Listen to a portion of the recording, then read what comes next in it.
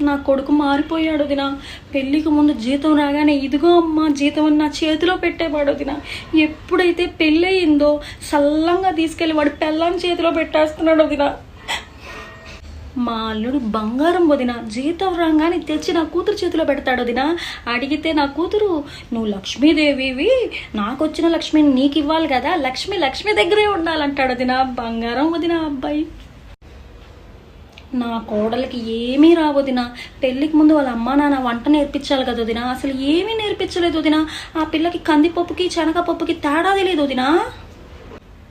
మా అల్లుడు బంగారం వదినా. నా కూతురికి ఉప్పుకి పంచదారకు కూడా తేడా తెలియదు వదినా. మా అల్లుడే అన్నీ నేర్పించాడు వదినా. బంగారం మా అల్లుడు.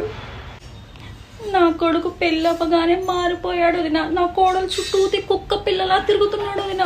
వాడు మారిపోయాడు. నా కూతురు అదృష్టం